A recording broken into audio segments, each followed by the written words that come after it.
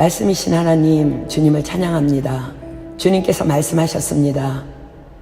너희가 내 이름으로 두세 사람이 모인 곳에 내가 너희와 함께함이며 내 이름을 기념하는 곳에 내가 강림하여 너희에게 복을 주리라 약속하셨습니다. 하나님, 저희들이 주님을 만나러 왔습니다. 말씀이신 하나님, 오늘 이 시간을 통하여 우리에게 교훈하여 주시고 책망하여 주시고 바르게 하여 주시고 의로 교육하여 주시옵소서. 그래서 우리가 이 시간 이 자리에서 일어날 때는 하나님의 사람으로 온전케 되며 모든 선한 일을 행하기에 온전한 자로 거듭날 수 있도록 역사하여 주시옵소서. 이 시간 이 자리에 계신 성령님, 단 한 사람도 거저왔다 거저가는 자 아무도 없게 하시고 예쁘고 착한 밭 되어 하나님의 말씀을 들을 때에 30배, 60배, 100배의 결실이 있을 수 있는 놀라운 시간으로 주님 축복하여 주시옵소서. 오늘 주님께서 행하실 모든 일을 기대하고 찬양하고 감사드리오며 이 모든 기도 예수님의 이름으로 간절히 기도드립니다. 아멘. 찬양팀 감사합니다. 우리 마태복음 13장 다 피겠습니다.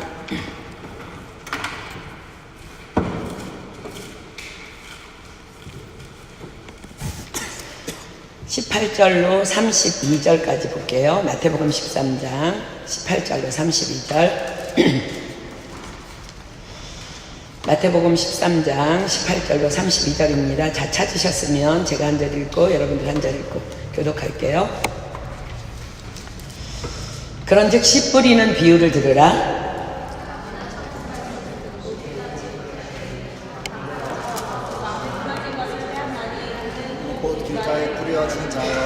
돌밭에 뿌리웠다는 것은 말씀을 듣고 즉시 기쁨으로 받되 그 속에 뿌리가 없어 잠시 견디다가 말씀으로 말미암아 환난이나 박해가 일어날 때에는 곧 넘어지는 자요. 가시떨기에 뿌리웠다는 것은 말씀을 들으나 세상의 염려와 재리의 유혹에 말씀이 막혀 결실치 못하는 자요. 좋은 땅에 뿌려졌다는 것은 말씀을 듣고 깨닫는 자니 결실하여 어떤 것은 100배, 어떤 것은 60배, 어떤 것은 30배가 되느니라 하시더라. 예수께서 그들 앞에 또 비유를 베풀어 가라사대 천국은 좋은 씨를 제 밭에 뿌린 사람과 같으니 갈 때에 그 원수가 와서 곡식 가운데 가라지를 덮고 싹이 나고 결실할 때에 가라지도 보이거늘 집주인의 종들이 와서 말하되 주여 밭에 좋은 채를 뿌리지 아니하였나이까. 그런데 가라지가 어디서 생겼나이까. 주인이 가로되 원수가 이렇게 하였구나. 종들이 말하되 그러면 우리가 가서 이것을 뽑기를 원하시나이까. 주인이 이르되 가만두라. 가라지를 뽑다가 곡식까지 뽑을까 염려하노라. 둘 다 추수 때까지 함께 자라게 두어라. 추수 때에 내가 추수꾼들에게 말하기를 가라지는 먼저 거두어 불사르게 단으로 묶고 곡식은 모아 내 곳간에 넣으라 하리라.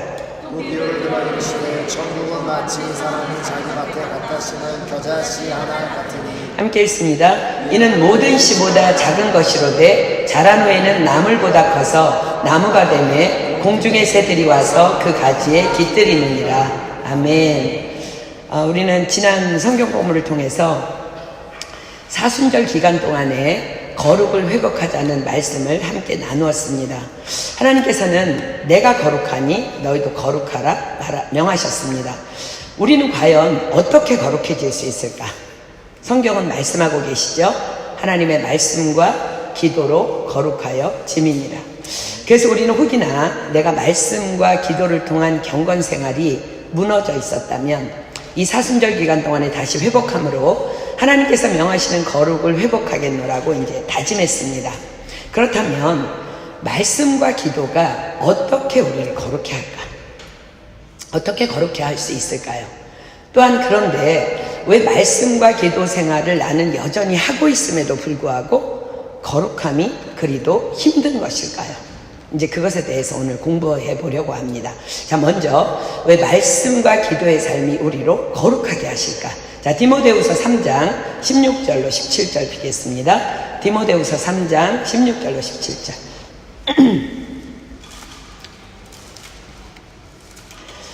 디모데후서 3장 16절로 17절입니다. 우리가 너무 잘 알고 있고 암송하고 있는 말씀이죠.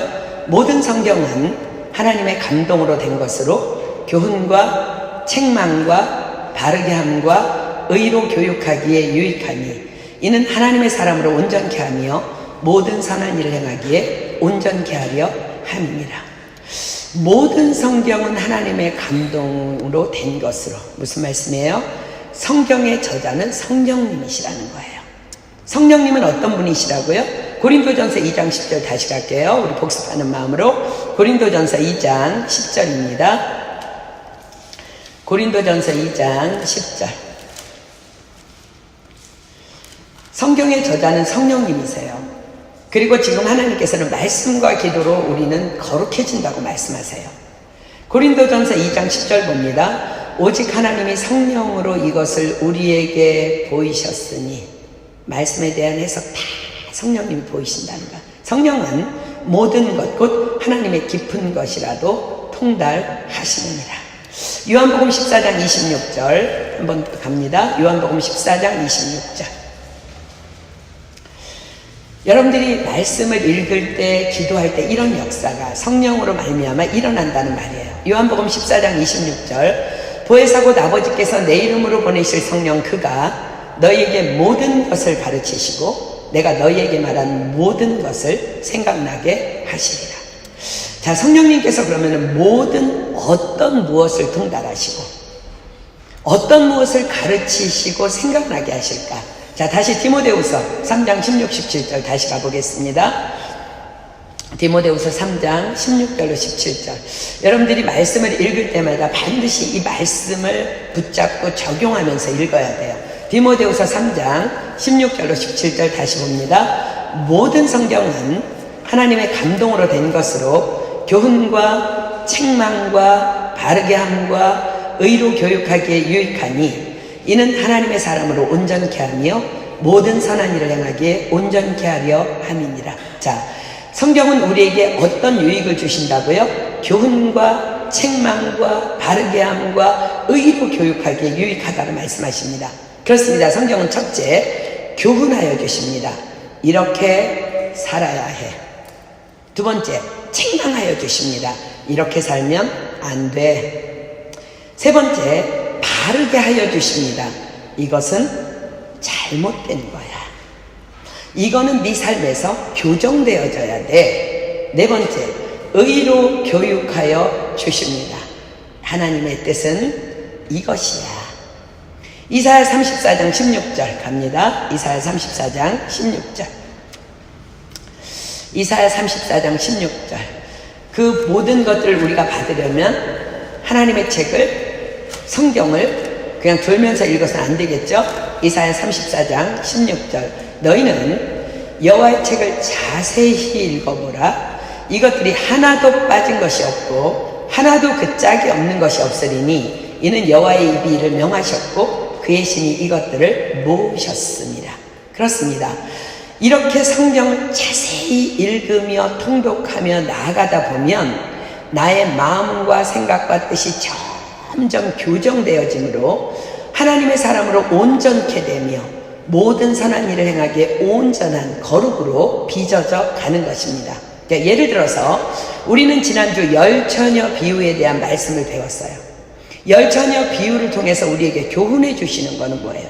교훈과 책망과 바르게 함과 의로 교육함을 한번 끌어내 봅시다. 우리에게 교훈해 주시는 거예요. 마태복음 25장 13절 가봅니다. 마태복음 25장 13절. 마태복음 25장 13절. 그런즉 깨어있으라. 너희는 그날과 그 시를 알지 못하느니라. 우리의 삶에 생각지 않은 때가 반드시 올 것이다. 그러니 너희는 슬기로운 다섯 처녀와 같이 등과 함께 기름을 언제나 준비하고 있어야 한다. 즉 너희는 말씀과 기도를 통한 거룩의 삶으로 늘 깨어 있어야만 한다 라고 교훈하여 주십니다. 자, 다음 주시는 책망은 무엇일까? 마태복음 25장 3절로 12절 볼게요. 미련한 자들은 등을 가지되 기름을 가지지 아니하고 슬기 있는 자들은 그릇에 기름을 담아 등과 함께 가져갔더니 신랑이 더디옴으로 다 졸며 잘세 밤중에 소리가 나되 보라 신랑이로다 맞으러 나오라 하매 이에 그 처녀들이 다 일어나 등을 준비할세 미련한 자들이 슬기 있는 자들에게 이르되 우리 등불이 꺼져가니 너희 기름을 좀 나눠달라 하거늘 슬기 있는 자들이 대답하여 가로되 우리와 너희의 쓰기에 다 부족할까 하노니 차라리 파는 자들에게 가서 너희 쓸 것을 사라 하니 저희가 사러 간 동안에 신랑이 오므로 예비하였던 자들은 함께 혼인잔치에 들어가고 문은 닫힌지라. 그 후에 남은 처녀들이 와서 가로되 주여 주여 우리에게 열어주소서. 대답하여 가로되 진실로 너희에게 이르노니 내가 너희를 알지 못하노라 하였느니라. 미련한 5 처녀처럼 예수님을 믿는다고 하면서 교회만 왔다 갔다 하고 말씀과 기도 생활을 통한 개인의 경건 생활을 하지 않는 자는 반드시 그날에 통곡하게 될 것이니 경건 생활의 게을리에서는 절대로 안 된다라고 책망하십니다. 자, 그럼 우리의 무엇을 바르게 하여 주실까? 우리는 말씀을 읽을 때 반드시 창세기부터 요한계시록까지 빠짐없이 다 통독해야 합니다. 어떤 장님들이 코끼리 나라에 여행을 갔어요. 그들은 보이지 않으므로 커다란 코끼리를 이렇게 손으로 만져봅니다. 그리고는 각자가 코끼리에 대한 결론을 내립니다. 코끼리는 부채와 같아. 코끼리 귀만 만져본 자입니다. 아니야, 코끼리는 긴 기둥 같아. 코끼리 코만 만져본 자예요. 아니야, 그렇지 않아. 코끼리는 거대한 벽과 같아. 코끼리 몸통만 만져본 자입니다. 과연 그들이 각각 알고 있는 그것이 다 온전한 코끼리에 대한 지식일까요? 그렇지 않습니다. 그들은 코끼리의 부분만 부분적으로 알고 있을 뿐입니다. 마찬가지입니다. 우리도 성경을 내가 읽고 싶은 곳만 부분적으로 읽으면 이 장님들과 같이 하나님에 대한 온전한 믿음을 가질 수 없는 것입니다. 가장 중요한 예로 구원의 문제가 있어요. 요한복음 3장 16절입니다. 요한복음 3장 16절. 요한복음 3장 16절. 하나님이 세상을 이처럼 사랑하사 독생자를 주셨으니 이는 저를 믿는 자마다 멸망치 않고 영생을 얻게 하려 하심이니라. 여러분들 전부 아멘입니까? 아멘. 열처녀 비유에 나오는 열처녀는 또 우리 모두는 다 이 말씀을 알고 믿습니다. 그래서 나는 예수를 믿으니 구원받았다고 믿고 반드시 죽으면 천국에 갈 것이라는 확신과 함께 교회에 다니는 자들이 열처녀예요. 그리고 우리예요. 그러나 성경은 또 분명하게 기록합니다. 로마서 10장 9절로 10절입니다. 로마서 10장 9절로 10절. 내가 만일 내 입으로 예수를 주로 시인하며 또 하나님께서 그를 죽은 자 가운데서 살리신 것을 내 마음에 믿으면 구원을 얻으리니 사람이 마음으로 믿어 의에 이르고 입으로 시인하여 구원에 이르느니라. 즉 구원의 조건은 첫째, 예수님을 주님이라 시인하는 것이며 둘째는 그 예수님을 죽은 자 가운데서 살리신 하나님을 믿는 것입니다. 자, 두 번째 조건은 우리는 다 충족돼서 다 알아요. 자, 첫 번째가 문제예요. 예수님을 주님이라 시인해야 되는 거예요. 자신의 아내를 죽음으로 떠나보낸 어떤 아빠가 어린 딸을 위하여 새엄마를 맞이했습니다. 그리고 아이에게 엄마라고, 이제부터 이분을 엄마라고 부르라고 합니다. 그러나 그 어린 딸은 도무지 그 여인에게 엄마라고 할 수가 없습니다. 왜? 내 엄마 아니니까. 그러나 아빠가 자꾸 엄마라고 부르라고 하니까 할 수 없이 엄마라고 부릅니다. 그러나 그렇게 부른다고 그 딸에게 그 사람은 엄마 아닙니다. 왜요? 마음속에 엄마라고 인정하고 있지 않기 때문입니다. 다만 입으로만 부를 뿐이에요. 그러나 점점 새어머니와의 생활 속에서 그 새어머니의 그 진실 어린 자신을 향한 사랑과 헌신을 느끼면서 어느 날 그 딸은 진심 어린 마음으로 그 새엄마를 엄마라 인정하며 받아들입니다. 그리고 그를 엄마라 부르며 그 엄마의 품에 안깁니다. 이것이 바로 내가 만일 내 입으로 예수를 주로 시인하며입니다. 성경은 그렇습니다. 우리가 예수님을 주님이라고 부른다고 구원받았다고 착각하지 마십시오. 성경은 분명히 지금 말씀하고 계세요. 내가 만일 내 입으로 예수님을 주로 시인하며, 그 시인은 어디서 나오는가? 마음에서 나오는 거예요. 예수를 주로 시인한다는 것이 무슨 말이에요? 내가 그분의 종된 삶을 살아가는 것을 의미합니다. 날마다 말씀이신 예수님의 말씀대로 그대로 순종하며 살아가는 것을 의미합니다. 난 예수 믿어요 하면서 내 삶의 주인은 하나님이 아니라 내가 되어 살아간다면 그것은 구원받은 자 아니라는 것입니다. 예수님께서는 분명히 말씀하셨습니다. 마태복음 7장 21절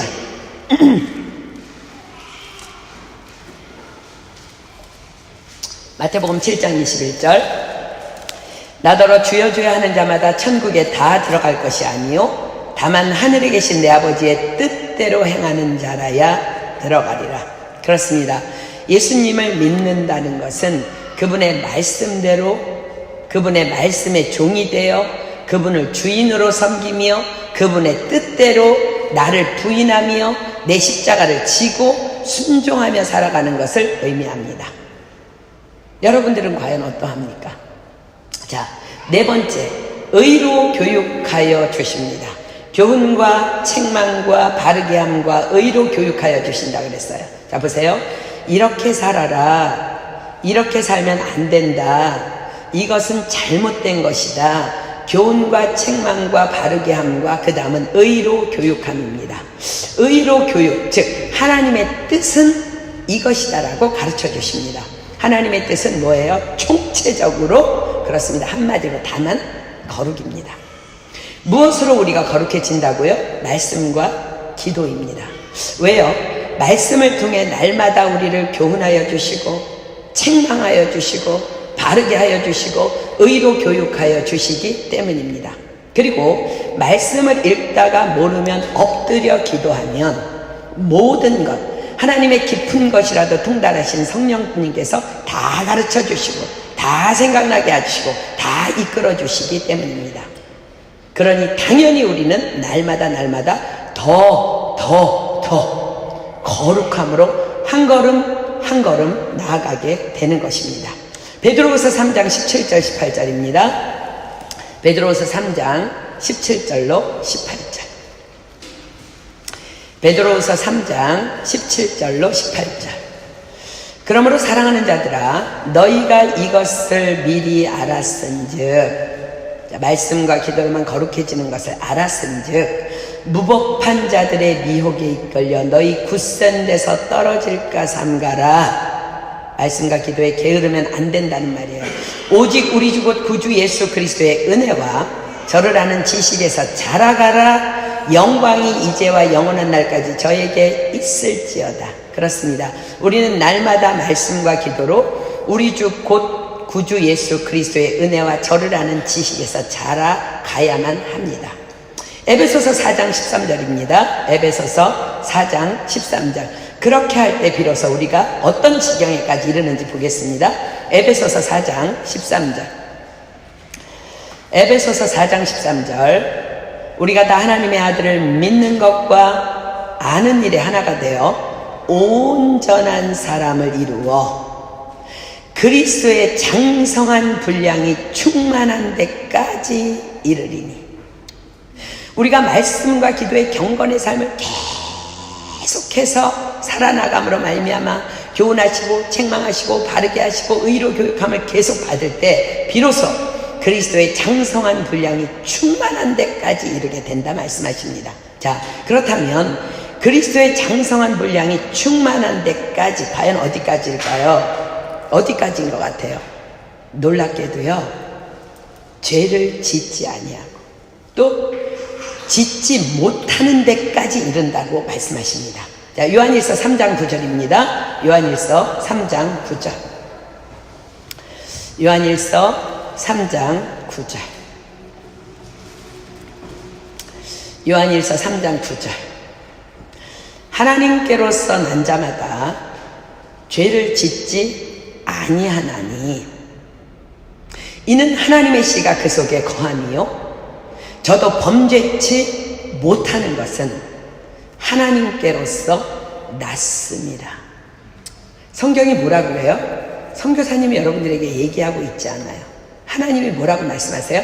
하나님께로 난 자마다 죄를 짓지 아니하나니.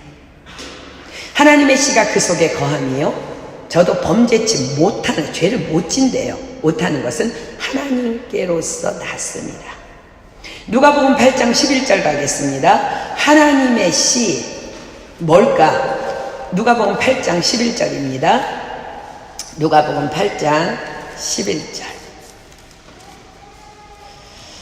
누가복음 8장 11절. 이 비유는 이러하니라. 씨는 하나님의 말씀이요. 그렇습니다. 하나님의 말씀이라는 씨가 내 안에 거할 때 우리는 죄를 지을 수도 범죄하지도 못하게 되는 그리스도의 장성한 분량이 충만한 데까지 이르게 된다고 성경은 분명히 말씀하고 계십니다. 그렇습니다. 이것이 바로 말씀과 기도로 거룩하여 짐이니라 라는 말씀의 약속이에요. 그렇다면 그런데 우리는 왜 말씀과 기도 생활을 하고 있음에도 불구하고 그리스도의 장성한 분량에 충만한 데까지의 거룩함이 여전히 잘 안 되는 것일까? 오늘의 본문 말씀이 그 해답을 제시해 줍니다. 예수님께서 말씀하시는 씨 뿌리는 비유입니다. 자, 마태복음 13장 18절부터 봅니다. 그런즉 씨 뿌리는 비유를 들으라. 예수님께서는 이 비유를 통하여 말씀의 씨가 뿌려지는 네 종류의 사람의 마음밭에 대해 말씀하십니다. 여러분, 오늘 이거 처음 듣는 말씀 아니에요. 지금 우리는 사순절 기간을 통해서 거룩을 회복하기 위해서 다시 말씀과 기도로 돌아가기 위해서 다시 지금 복습하고 있는 거야. 네 가지 밭은 뭐예요? 길가, 돌밭, 가시떨기, 좋은 땅입니다. 그렇습니다. 우리가 매번 말씀을 읽을 때마다 또 들을 때마다 반드시 명심하고 기억해야 되는 네 개의 마음밭의 상태로 우리 가보겠습니다. 자, 19절입니다. 아무나 천국 말씀을 듣고 깨닫지 못할 때에는 악한 자가 와서 그 마음에 뿌리운 것을 빼앗나니 이는 곧 길가에 뿌리운 자요. 첫째, 길가와 같은 마음의 밭입니다. 길가와 같은 마음은 말씀을 듣되 깨닫지 못하는 마음입니다. 왜 말씀을 깨닫지 못할까요? 길가의 특징은 분주함과 시끄러움입니다. 자, 지금 우리는 교회 문이 닫혀 있으니까 그렇지 문을 열고 지금 밖에 길가를 여러분들 한번 생각해 보십시오. 오고 가는 사람들이 엄청 많습니다. 그리고 그것은 자동차 지나가는 소리, 사람들의 소리, 아이들의 소리 등등 여러 가지 소음들이 있습니다. 길가에서 중요한 회의나 만남을 갖는 사람은 아무도 없습니다. 그렇습니다. 하나님의 말씀이 그 길가와 같은 분주하고 시끄러운 마음밭에 떨어지면 과연 그 누가 그 말씀이 깨달아질까요? 로마서 11장 33절입니다. 하나님의 말씀이 얼마나 깊고 오묘한데 길가와 같은 마음밭에 그 말씀이 떨어졌을 때 이해가 되겠어요. 로마서 11장 33절. 로마서 11장 33절. 깊도다 하나님의 지혜와 지식에 부요하며 그의 판단은 측량치 못할 것이며 그의 길은 찾지 못할 것이로다. 그렇습니다. 하나님의 말씀은 측량치 못할 정도로 깊고 부요합니다. 그래서 우리는 말씀을 읽고 또 묵상하고 되새기고 되새기는 그 묵상을 계속 해야 하는 것입니다. 그런데 이런 하나님의 말씀을 분주한 마음으로 복잡하고 시끄러운 마음으로 딴 생각하면서 이따가 이 말씀 시간 끝나면 누구누구에게 연락해 봐야지, 배고픈데 오늘은 뭘 먹지, 저 사람 옷은 오늘 처음 입은 옷이네, 머리는 어디에서 잘랐을까 등등 준비되지 못한 마음으로 말씀을 듣거나 읽는다면 그 누구도 결코 마음이 깨달아질 수 없는 것입니다. 그래서 교회에 올 때는 늘 우리 광고하죠. 여러분, 광고 시간도 예배 시간인 거 아십니까? 적어도 10분 정도는 일찍 와서 기도로 준비하며 길가와 같은 마음을 잘 정돈한 후에 예배드리며 말씀을 받아야 하는 것입니다. 그러한 이유로 교회에서도 예배를 준비하며 그렇게 많은 찬양으로 우리의 마음밭을 준비되도록 돕는 거예요. 또한 엄마들은 아기들이 없는 시간을 이용해서 시간을 따로 내어서 성경 공부를 하고 있습니다. 길가와 같은 마음밭으로 듣지 않기 위해서 실시하는 아기 성경 공부를 따로 하는 중요한 이유가 바로 그 때문입니다. 예수님께서는 길가와 같은 마음에 뿌려진 깨닫지 못한 말씀은 악한 자가 와서 빼앗아간다 합니다. 악한 자, 당연히 사단마귀죠.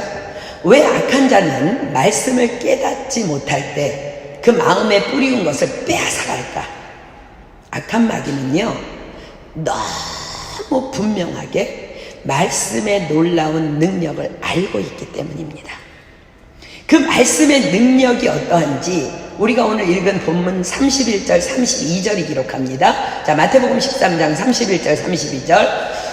또 비유를 베풀어 가라사대 천국은 마치 사람이 자기 밭에 갖다 심은 겨자씨 하나 같으니 이는 모든 씨보다 작은 것이로되 자란 후에는 나물보다 커서 나무가 되매 공중의 새들이 와서 그 가지에 깃들이느니라. 하나님의 말씀의 능력의 어떠함을, 하나님의 말씀의 파워의 어떠함을 땅에 심겨진 세상에서 가장 작은 겨자씨 한 알로 예수님께서 비유하십니다.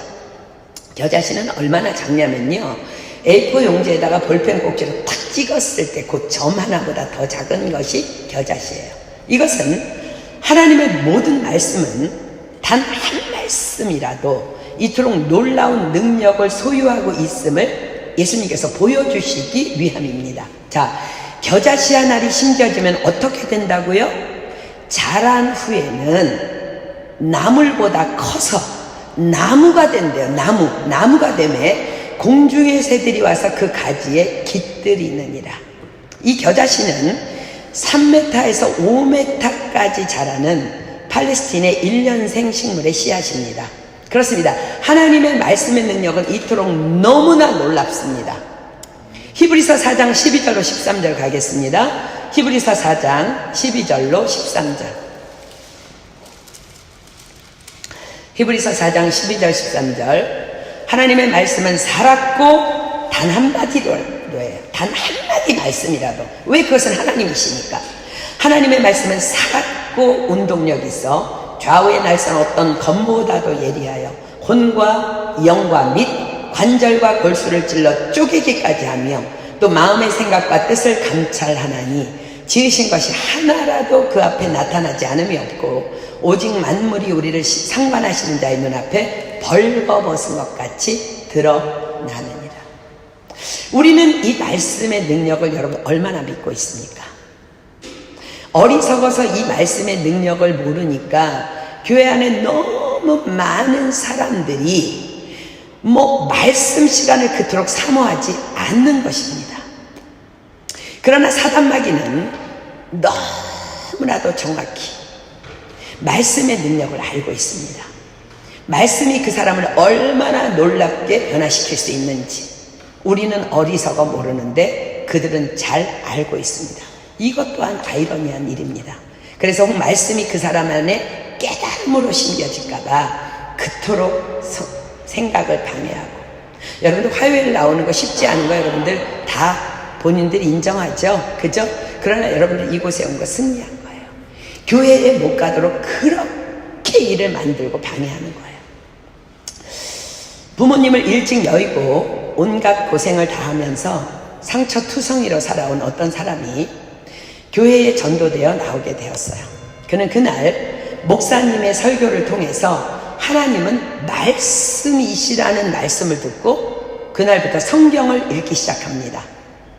그런데 그가 시편 말씀을 읽다가 하나님을 만납니다. 시편 68편 5절입니다. 시편 68편 5절.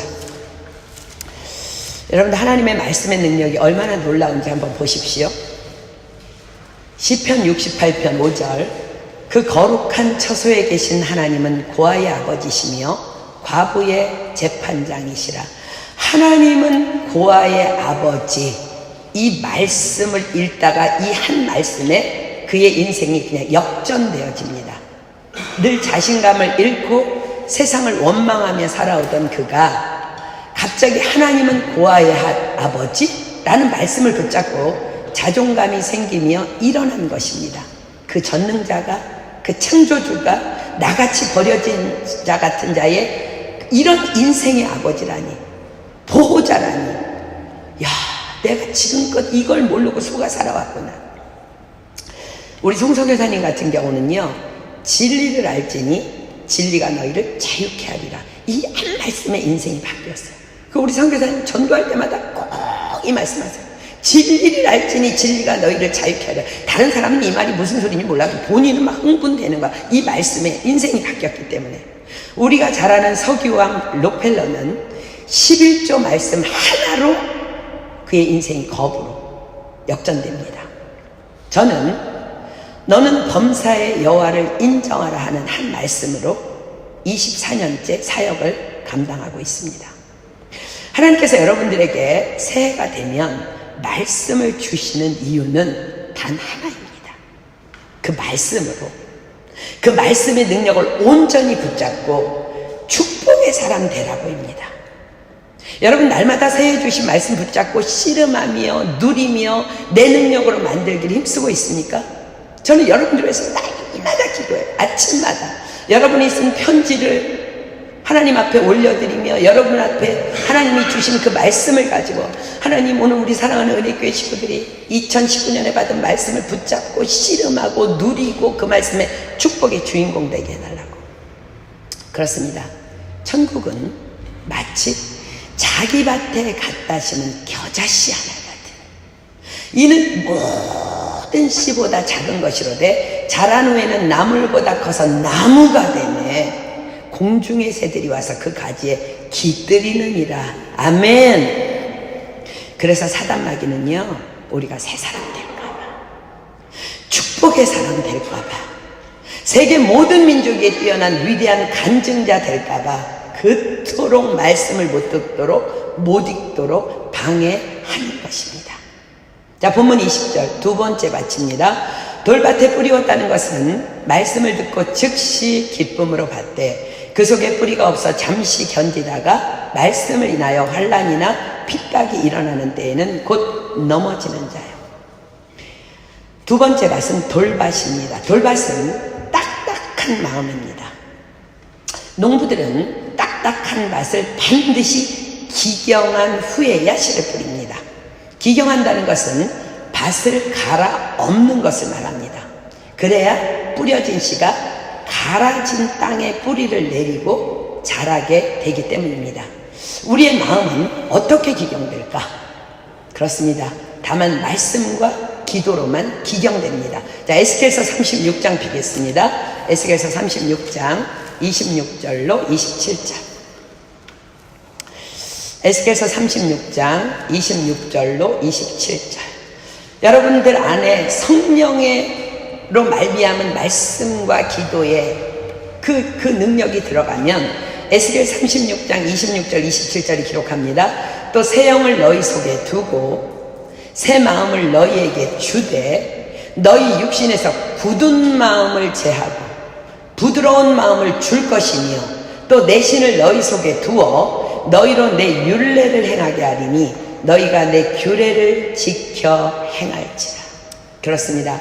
말씀의 씨를 받아 결실해야 하는 우리의 영혼은 다만 날마다 성령으로 기경되어야만 굳은 마음이 부드러워지는 것입니다. 그렇습니다. 돌밭이라는 것은 전혀 영적인 사모함이 없는 돌같이 굳어진 마음입니다.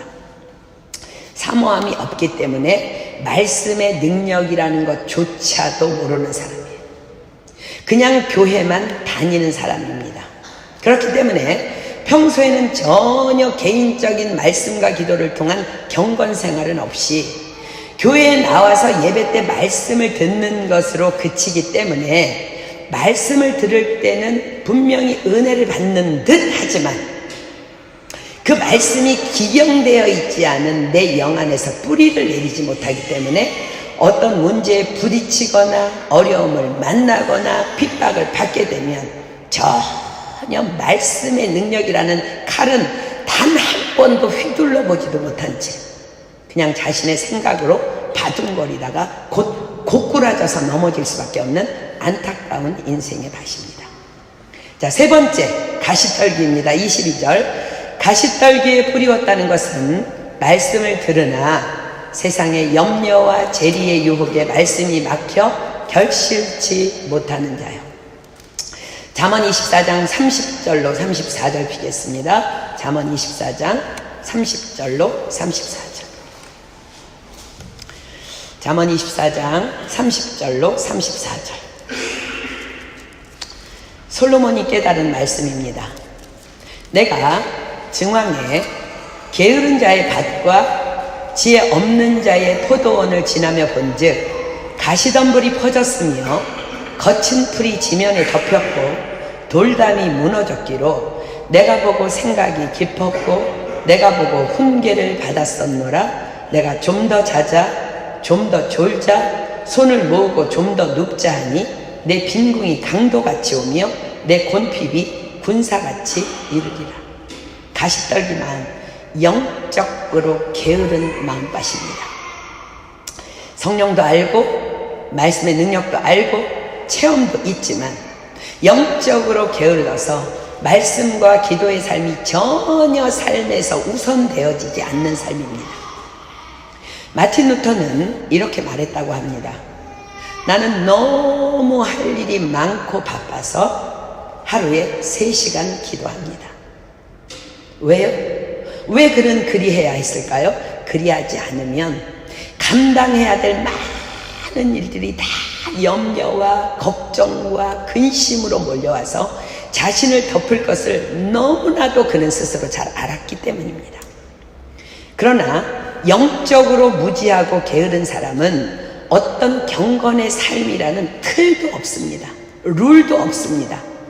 가끔 기분 내키면 기도하고 기분 내키면 말씀 읽고 손님 오면 통과, 바쁘면 통과, 할 일 많으면 통과, 아침잠 많으면 통과, 피곤하면 통과. 그러다 보니 자연스럽게 영 안에서 세상 염려, 걱정, 근심, 돈 욕심 등등이 자연스럽게 들어와서 가시떨기처럼 엉켜서 나와 함께 거하는 거예요. 이렇게 온갖 잡념들로 가득 찬 상태에서 어떤 말씀을 들은들 과연 그에게 뿌리 내릴 수 있겠습니까? 자, 다시 잠언의 경고를 여러분 영이라고 생각하고 들어보십시오. 잠언 24장 30절 34절 다시 봅니다. 내가 증왕의 게으른 자의 밭과 지혜 없는 자의 포도원을 지나며 본즉 가시덤불이 퍼졌으며 거친 풀이 지면에 덮였고 돌담이 무너졌기로 내가 보고 생각이 깊었고 내가 보고 훈계를 받았노라. 내가 좀 더 자자 좀 더 졸자 손을 모으고 좀 더 눕자 하니 내 빈궁이 강도같이 오며 내 곤핍이 군사같이 이르리라. 사랑하는 여러분, 목에 칼이 들어와요. 그 무엇과도 바꿀 수 없는 나와 하나님과의 1대1의 경건의 시간 반드시 있어야 합니다. 아멘. 자, 네 번째 밭입니다. 본문 23절. 좋은 땅에 뿌리웠다는 것은 말씀을 듣고 깨닫는 자니 결실하여 혹 100배, 혹 60배, 혹 30배가 되느니라 하시더라. 좋은 땅. 누가복음은 좋은 땅을 이렇게 설명합니다. 누가복음 8장 15절입니다. 누가복음 8장 15절. 누가복음 8장 15절. 좋은 땅에 있다는 것은 착하고 좋은 마음으로 말씀을 듣고 지키어 인내로 결실하는 자니라. 다시 했습니다. 좋은 땅에 있다는 것은 착하고 좋은 마음으로 말씀을 듣고 지키어 인내로 결실하는 자니라. 착하고 좋은 마음, 사모하는 영입니다. 말씀을 갈망하는 줄인 마음입니다. 시편 107편 9절입니다. 시편 107편 9절. 시편 107편 9절. 저가 사모하는 영혼을 만족케 하시며 줄인 영혼에게 좋은 것으로 채워 주심이로다. 이런 좋은 땅에 말씀의 씨가 뿌려지면 말씀이 깨달아지는 은혜가 30배, 60배, 100배가 된다고 예수님께서 말씀하고 계십니다. 같은 장소에서 같은 말씀을 함께 듣는다고 그 은혜가 다 결코 동일하지 않다는 말씀이에요.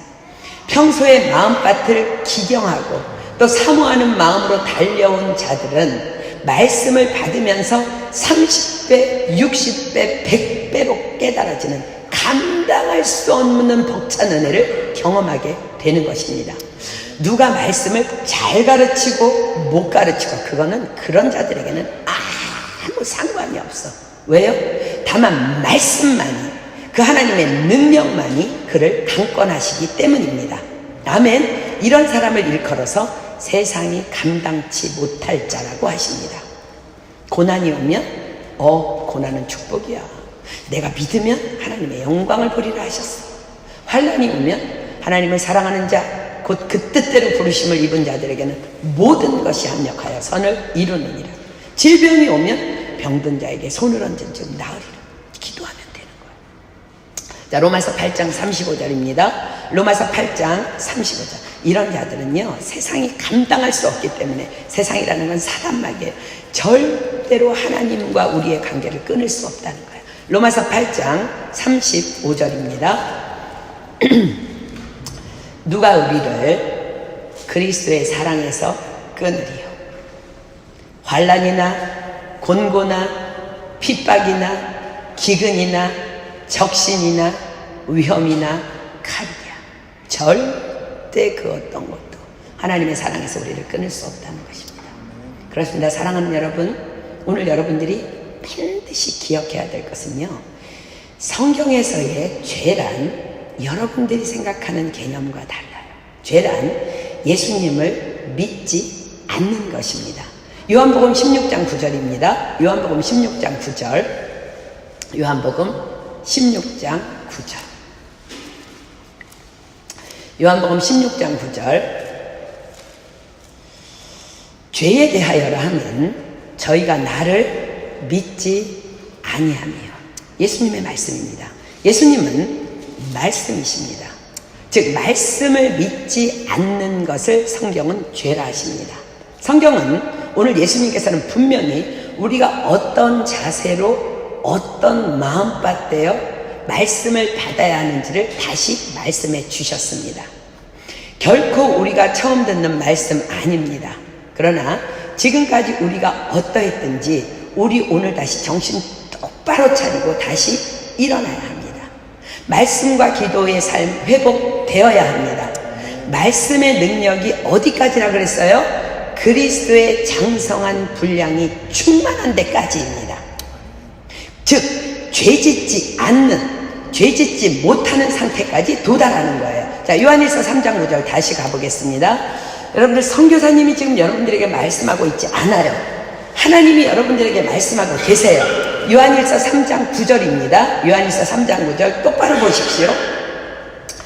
하나님께로서 난 자마다 죄를 짓지 아니하나니 이는 하나님의 씨가 그의 속에 거함이요 저도 범죄치 못하는 것은 하나님께로서 났습니다. 과연 이런 상태는 어떤 상태일까? 너무 막 홀리한 것을 여러분들 상상하십니까? 결코 그렇지 않습니다. 제가 얼마 전에 까르푸에 장을 보러 갔는데 그날따라 무슨 일인지 모르지만 아무튼 주차 자리가 엄청 많은 거예요. 여기도 있고 저기도 있고 여기도 있고 너무 많아. 그래서 왜 여러분들 주차하는데 뭐 자리가 너무 많으면 어디다 할지 막 방황하잖아, 그치? 그래서 어디다가 이제 주차할까 하다가 자리가 워낙 많아서 아이들을 데리고 오는 사람들이 주차하는 공간인 그 패밀리 플러스에다가 제가 이제 주차를 했어요.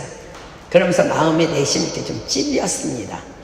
오늘은 손주들과 같이 오지 않고 혼자 왔는데 그러나 주차 공간이 많으니까 라며 차에서 내려서 이제 샤리오를 하나 꺼내려고 하는데 어떤 마담이 운전을 해갖고 이렇게 와서 운전석에 앉아갖고 저를 부르는가 마담 그걸 부르더니 당신은 아이도 없이 왜 그곳에 주차를 하느냐. 그래서 아이고 하나님 파송하셨구나 그러고는 미안하다고 내가 빨리 차를 빼겠다 그랬더니 그거에 아랑곳하지 아니하고 이 프랑스 아줌마들 알잖아. 타다다다다다다다 하는 거만.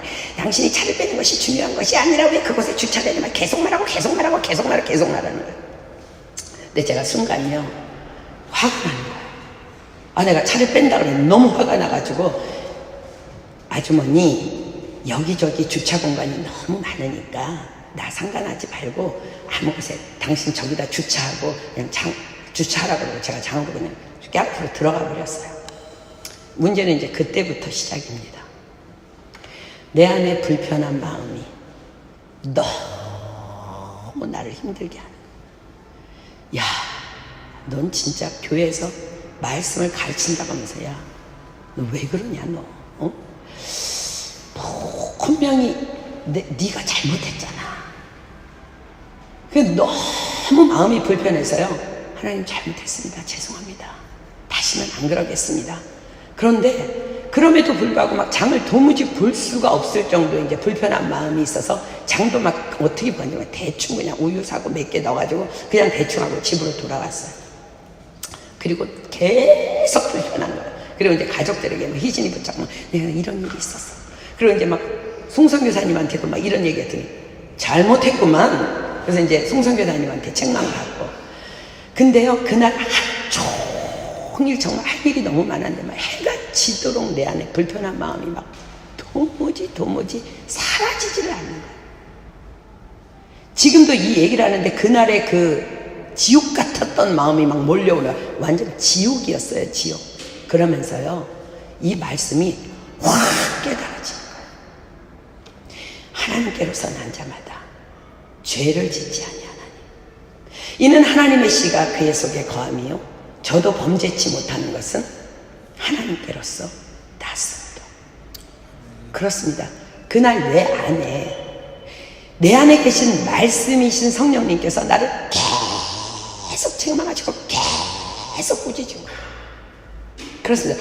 내가 홀리해서가 아니라, 내가 거룩해서가 아니라 내 안에 말씀이신 성령님이 거하시면은요, 도무지 죄를 지을 수가 없다는 말씀이에요. 우리 중에 많은 사람들이 이미 경험하고 알고 있는 바일 거예요. 혹 안 믿어지는 사람 있으면 한번 해보세요. 얼마나 고통스러운, 지옥이 따로 없어요. 그러나 감사한 건 뭐냐면요, 그것이 바로 내가 구원받았다는 확실한 증거. 아멘. 그래서 다윗은요, 이 비밀을 알아요. 다윗도 저 범죄해봤잖아요. 이 비밀을 안 다윗은요, 이렇게 고백합니다. 시편 119편 11절입니다. 여러분들 시편 쓰느라고 아주 고난이 심하죠? 저도 막 시편 쓰다가 정말 이러고 막 좌절할 마음이 있을 뻔했지만 다 썼는데, 시편 119편 11절. 이 비밀을 아는 다윗이 이렇게 고백합니다. 시편 119편 11절. 내가 주께 범죄치 아니하려 하여 주의 말씀을 내 마음에 두었나이다. 아멘. 여러분, 하나님 말씀이 여러분 안에 있잖아요. 성령님이 안에 계시면 내가 거룩한 거 아니고요, 그냥 죄를 지을 수가 없어요. 너무 고통스러워요. 견딜 수가 없어요. 사랑하는 여러분, 우리는 거룩해야 합니다. 착하고 좋은 마음으로 하나님의 말씀 받아야 합니다. 그럼에도 불구하고 교회 안에는, 또 우리 주변에는, 가족 중에는 믿음의 사람이라 하면서도 그리하지 못하는 자들이 참으로 많이 있는 것이 또한 현실입니다. 그들을 향해 가져야 해요. 우리의 마음에 대해. 우리는 우리가 거룩하려고 힘쓰지만 그런 사람들 향해 또 죄짓잖아요. 그죠? 범죄치 아니하도록 주님께서는 다시 가라지 비유를 통해서 말씀하십니다. 자, 본문 24절입니다. 예수께서 그들 앞에 또 비유를 베풀어 가라사대 천국은 좋은 씨를 제밭에 뿌린 사람과 같으니 사람들이 잘 때에 그 원수가 와서 곡식 가운데 가라지를 덧뿌리고 갔더니 싹이 나고 결실할 때에 가라지도 보이거늘 집주인의 종들이 와서 말하되 주여 밭에 좋은 씨를 심지 아니하였나이까? 그러면 가라지가 어디서 생겼나이까? 같은 교회 안에서 함께 같은 말씀을 받으며 신앙생활을 하고 있는데 어떤 사람은 도무지 믿음이 자라질 않습니다. 잘하지 않을 뿐 아니라 주변의 사람들을 힘들게 합니다. 우리는 참으로 그들을 향해 왜일까 의아해합니다. 그러나 주님은 말씀하십니다. 28절 보세요. 주인이 가로되 원수가 이렇게 하였구나. 여러분들 이 마음 자석하죠. 그 사람이 아니라요. 원수가 이렇게 하였구나. 종들이 말하되 그러면 우리가 가서 이것을 뽑기를 원하시나이까? 원수가 이렇게 하였구나. 이게 무슨 말씀이에요? 길가와 같은 마음, 돌박 같은 마음, 가시떨기 같은 마음에 뿌려진 하나님의 말씀을 사단마귀가 다 빼앗아가고 그곳에 내가 복음을 심어놓은 거예요. 내가 복음. 전혀 말씀을 엉뚱하게 내 방식으로 해석하는 내가 복음. 정말 무섭습니다. 사람들은 그런 가라지들을 뽑아버리고 싶어 합니다. 그러나 주님께서는 29절 말씀하십니다. 주인이 가로되 가만 두어라. 가라지를 뽑다가 곡식까지 뽑을까 염려하노라. 예수님께서 뭐라고 말씀하세요? 가만 두어라. 자, 가만 두어야 될 첫 번째 이유는 가라지 신자를 손가락질 하다가 아직 영적으로 성숙해 있지 못한 교회 안의 어린 성도들이 시험에 들 수도 있기 때문입니다. 교회는 사랑이라며, 사랑의 공동체라며, 왜 저 사람을 정죄하지? 이상하다. 주님께서 말씀하십니다. 가만 두어라. 하나님 말씀하시면 그냥 그렇게 하는 거예요. 아멘. 그다음에 두 번째 더 크고 중요한 이유가 있습니다. 사랑하는 여러분들에게 질문합니다. 가라지가 알곡될 수 있어요, 없어요? 없어요.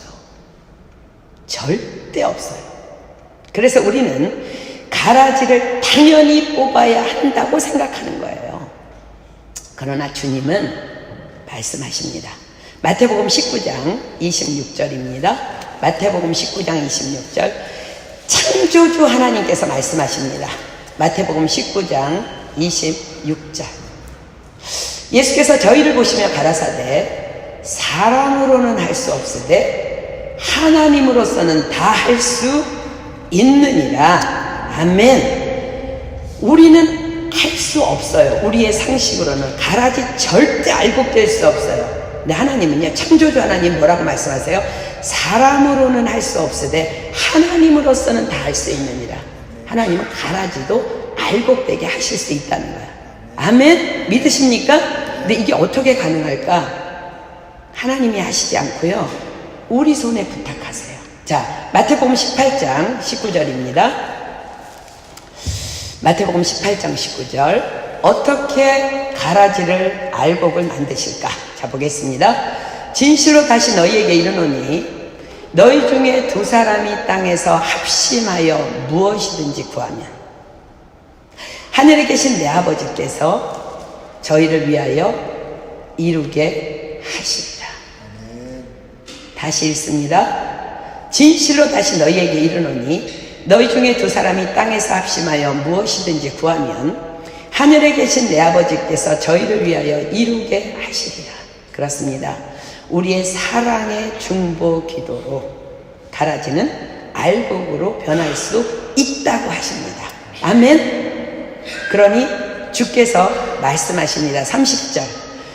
둘 다 추수 때까지 함께 자라게 두어라. 추수 때에 내가 추수꾼들에게 말하기를 가라지는 먼저 거두어 불사르게 단으로 묶고 곡식은 모아 내 곡간에 넣으라 하리라. 자, 이 말씀은 여러분들 오해하지 마십시오. 그들이 지옥 가도록 그냥 두라는 것이 아니라 우리의 기도로 우리 교회 안에 있는 우리 가족 중에 있는 그날의 불사름을 당할 수밖에 없는 그런 사람이 그 누구도 없기를 기도하라는 기회를 주시는 예수님의 강력한 명령인 것입니다. 아멘. 우리는 그날과 시는 알 수 없지만 우리의 해야 될 일은 다만 여러분 나를 믿지 않는 것이 죄라고 그랬어요. 예수님이 기도하라고 하면 우리는 기도하는 것이 거룩인 줄 믿습니다. 아멘. 하나님께서 그 날까지 기도하라고, 마지막은 하나님이 하실 거예요. 그들에게 정말 우리가 기도를 통해서 겨자씨 하나만한 말씀의 능력이라도 뿌려질 수 있다면 그들은 반드시 변화될 것입니다. 31절 32절 봅니다. 또 비유를 베풀어 가라사대 천국은 마치 자기 밭에 갖다 심은 겨자씨 하나를 같으니 이는 모든 씨보다 작은 것이로되 자란 후에는 나물보다 커서 나무가 되매 공중의 새들이 와서 그 가지에 깃들이느니라. 그렇습니다. 그러나 때와 기한은 아버지의 권한에 두셨습니다. 그러나 우리가 낙심하지 아니하고 기도한다면 가라지들이, 아니 저와 여러분이 가라지일 수 있어요. 하나님 보시기에는 우리 스스로도 물론 오직 성령이 임하면 땅끝까지 이르러 증인이 되는 위대한 간증자로 쓰임받게 될 것을 믿습니다. 지금까지 여러분들의 마음밭은 어떤 밭이었어요? 길가와 같은 밭, 돌짝밭, 가시떨기와 같은 밭, 착하고 좋은 마음의 좋은 땅, 어떤 것이었어요? 사랑하는 여러분, 우리는 정말 올바른 말씀 안에서 깨어 있어야만 합니다. 사단 마귀는 오늘도 이 자리에서도 호시탐탐 우리 안에 얼마나 많은 가라지들을 뿌리고 있는지를 긴장하며 기억해야 합니다. 한 가지 간증하고 우리 기도할게요. 예전에 우리 교회에 있던 한 자매가, 제가 오늘 이 간증은요, 우리 선교사님도 모르고 목사님도 모르는 제가 처음으로 입으려는 간증입니다. 예전에 우리 교회에 있던 한 자매가 갑자기 하나님께서 자신에게 신학을 하라 하셨다면서 한국에 간다고 했습니다. 문제는 싱글이 아니라 남편과 세 아이가 있는 자매였어요. 남편에게 말하니까 다녀오라고 했답니다. 많은 사람이 갸우뚱했습니다. 제게 상담을 해왔는데 하나님께서 응답하셨다며 보여주셨다는데 뭘 그렇게 자꾸 봐요. 보여주셨다는데 제가 하나님도 아니니 어쩌겠습니까? 응답이 확실하다는데, 보여주셨다는데 신학해야죠. 그래서 남편은 직장을 다니며 아이 셋을 돌보고, 그 자매는 한국에 가서 몇 년 동안 신학을 하고 돌아왔습니다. 참 남편도 너무 기특하고 아이들도 참 기특해요. 그렇게 돌아왔으니 이젠 아이들이 엄마와 함께 있으니 얼마나 행복하겠어요. 그런데 오자마자 본격적으로 교회 안의 모든 지방사역에 동참하기 시작했습니다. 겉으로 보기에는 제 입장에서는 참 고마운 동역자입니다. 가서 함께 기도하고 연약한 지체들과 교제도 하고. 그러나 문제는 집을 계속 자주 비우고 또 밤늦게 돌아오는 선교 여정 때문에 아이들은 다시 엄마의 돌봄을 받지 못하고 직장을 다니는 아빠의 몫이 되고, 그 남편은 밤늦게 지방선교에서 다녀오는 자기 아내를 픽업하기 위해서 다음날 직장을 가야 함에도 불구하고 편도만 1시간 걸리는 거리를 번번이 아내를 태우러 와야만 했습니다. 어떤 때는 금요일 저녁 같은 경우에는 아예 집에 들어가지 않고 선교센터에서 자고 토요 기도 모임을 직접 간다고 남편에게 연락을 하곤 했습니다. 이건 아닌데, 이건 하나님께서 기뻐하시는 삶이 아닌데 도대체 얘가 무슨 생각을 하고 있는 건지. 처음에는 오랜만에 파리로 돌아와서 지방사역을 너무 가고 싶었나 보다 이해하려고 했는데 도무지 이건 하나님의 뜻은 아니었습니다. 매번 모든 지방사역을 다 가겠다고 따라 나서는 건 아니었습니다. 사랑하는 여러분, 가정을 가진 여자라면 여기 이제 가정주부들 잘 들으세요. 게다가 그 자매는 아직 목사 안수를 받은 것도 아니고 하나님께서 자신에게 어떤 특별한 사역을 맡기거나 말씀하시지 않았다면, 또 그리 오랜 동안 집을 비웠다면 먼저 남편과 아이들을 돌보는 가정사역이 더 우선되어져야 함이 옳은 믿음입니다.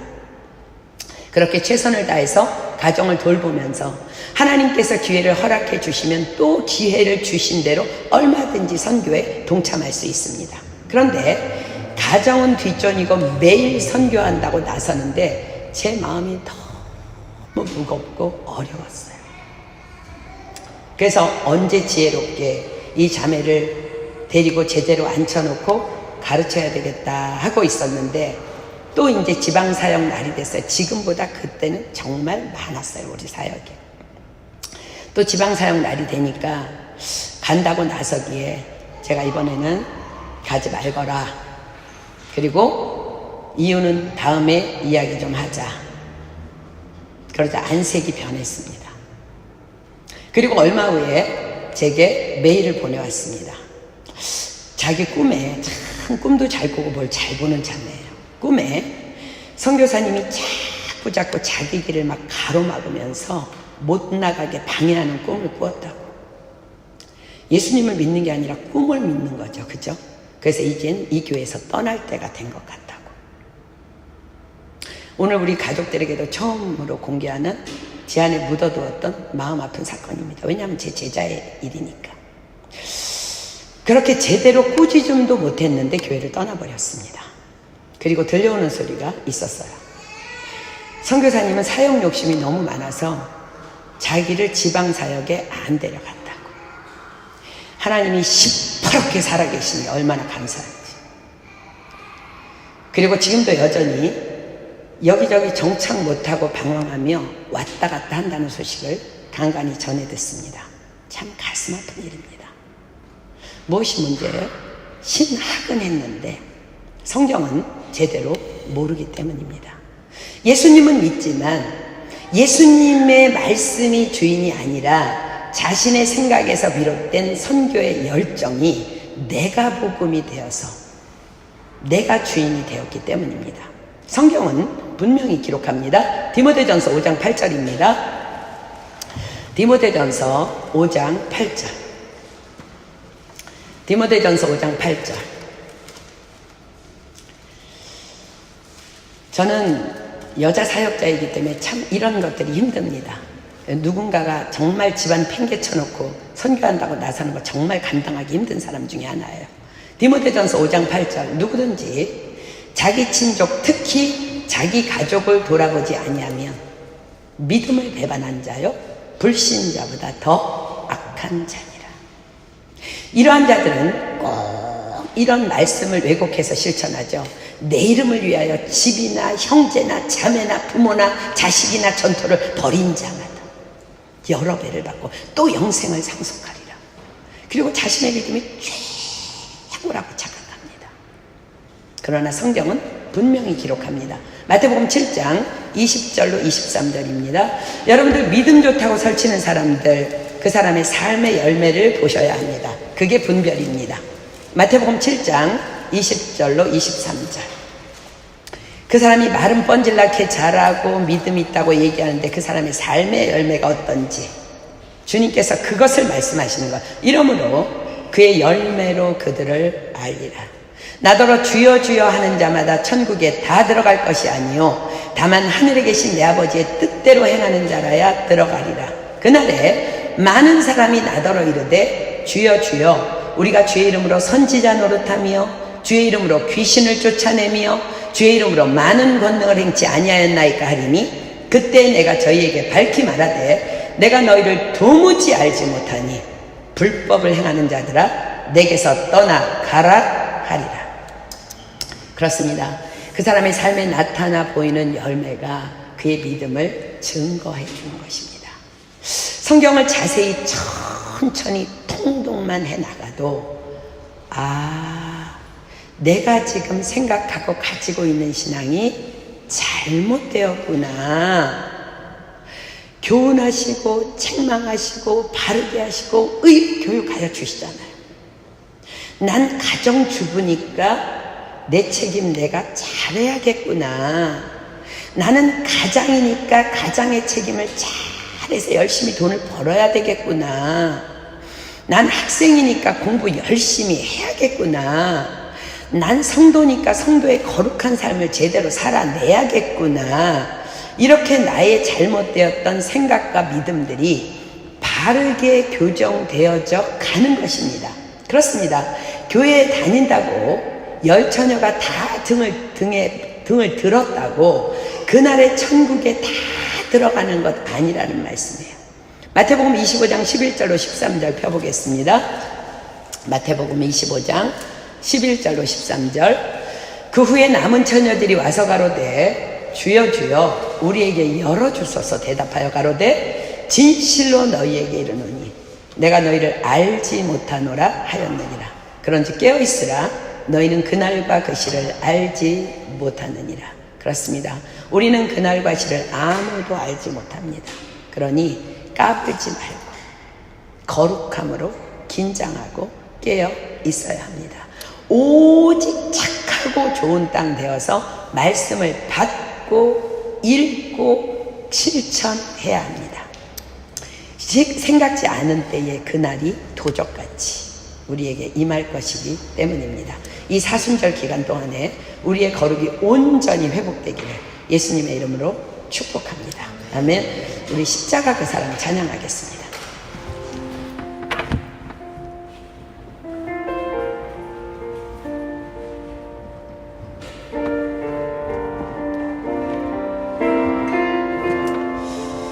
우리 이 기간 동안에 정말 거룩을 회복해야 될 텐데 혹이나 여러분들 안에 돌같이 무너졌던 굳어졌던 그 마음들이 있다면 오늘 성령의 세신을 받고 우리 오늘 새롭게 됩시다. 오늘 이 말씀이 다른 사람 말씀이 아니라 다 우리 말씀이잖아요. 그죠? 우리가 길가닥같이 말씀을 수없이 받았었고 돌박 같은 마음으로 말씀을 수없이 받았었고 가시떨기 같은 마음으로 수없이 말씀을 받았어요. 그런 하나님의 은혜로 무시로 우리를 교회로 부르셔서 좋은 땅 되게 하시고 얼마나 많은 은혜를 우리에게 주셨습니까? 그럼에도 불구하고 여전히 돌같이 굳어진 마음이 우리 안에 있다면 십자가의 사랑을 멀리 떠나서 있었다면 하나님 오늘 내가 다시 일어나기를 소망합니다. 그리고 하나님 내가 그렇게 거룩을 회복하고 교회 안에 또 내 가족 안에 내 주변 안에 무너져 있는 가라지들을 위해서 일평생 중보하며 주님의 시간을 기다리겠습니다. 우리 그 마음으로 찬양하고 우리 함께 기도하는 시간 갖도록 합니다.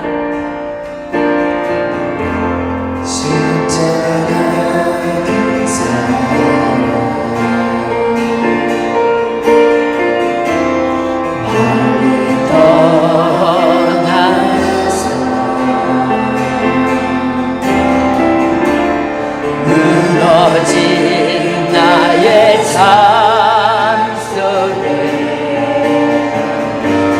잊혀진 주네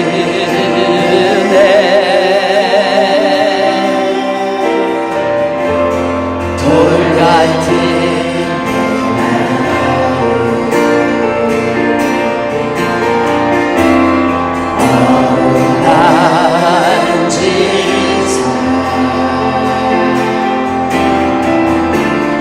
다시 일으켜 세우신 주를 사랑합니다.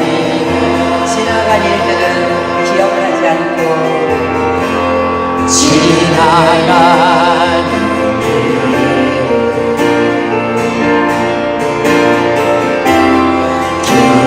기억하지 않고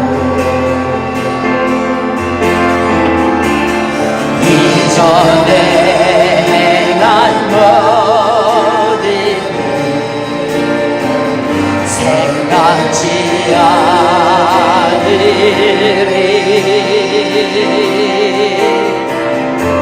사랑의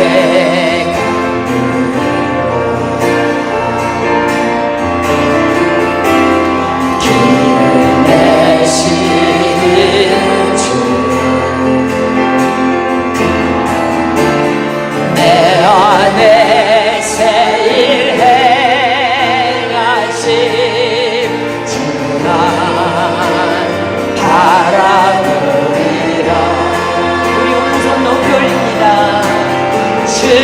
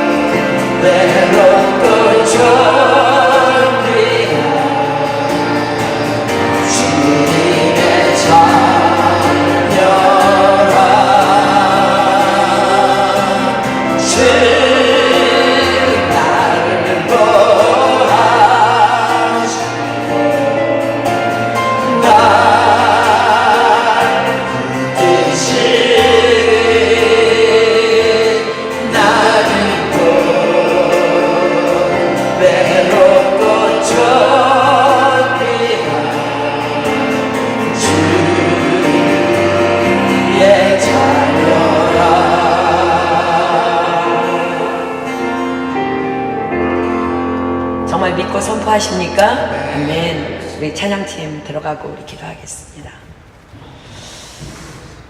이 시간 이 자리에 주님도 임재해 계시지만 사단도 있습니다. 주님이 우리에게 말씀하시는 음성 들으십시오. 누구든지 그리스도 예수 안에 있으면 새로운 피조물이라. 이전 것은 지났으니 보라 새 것이 되었도다. 사단에게 속지 마십시오. 그리고 하나님께서는 우리가 지금 말씀 안으로 들어왔기 때문에 우리를 완전히 회복시켜 주신 줄 믿습니다. 이제 우리는 말씀 붙잡아야 돼요. 하나님의 씨가 너희 속에 거하시나니 너희는 범죄치 못할 것이라고 말씀하십니다. 성령님께서 여러분들을 계속 간섭해 주실 거예요. 그러나 우리가 그것을 유지할 수 있는, 거룩을 유지할 수 있는 방법은 또 여전히 말씀과 기도의 삶을 살아가는 것입니다. 여러분, 성경 그냥 읽지 말고 말씀 받을 때도 그냥 받지 말고 착하고 좋은 밭되어 말씀 받아야 합니다.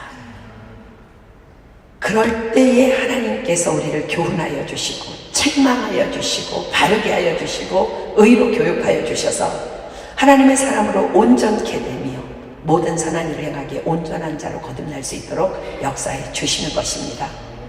이 사순절 기간 동안 우리 하나님 앞에 하나님 거룩을 회복합니다. 주여 일평생 이것이 내 것이 되게 하시고, 그래서 하나님 주님께서 내 주변에 보여주시는 가라지들을 위해서, 우리의 생각으로는 가라지가 절대 알곡될 수 없지만 하나님께서 우리에게 맡겨주신 그 영혼들을 위해서 끝없이 중보하며 그날이 올 때까지 때와 기한은 아버지의 권한에 두셨사오니 하나님, 우리가 그렇게 중보합니다. 우리 교회가 온전히 그렇게 하나 되어 거룩으로 나아갈 수 있도록 하나님 역사하여 주시옵소서. 이 시간 성령의 불을 던져 주시옵소서. 거룩의 불을 던져 주시옵소서. 우리 시간 주여 삼창합니다. 시작! 주여! 주여! 주여!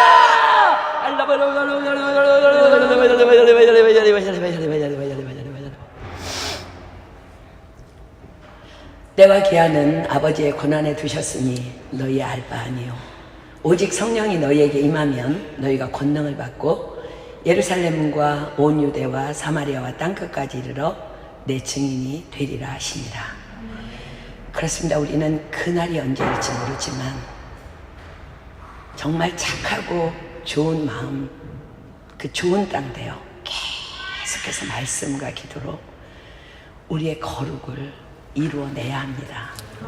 우리의 마음이 길가밭 되지 않는 것도 말씀과 기도뿐이고, 우리 마음이 돌밭 되지 않을 수 있는 것도 말씀과 기도뿐이고, 우리 마음이 가시떨기 같은 마음 되지 않을 수 있는 것도 말씀과 기도뿐입니다.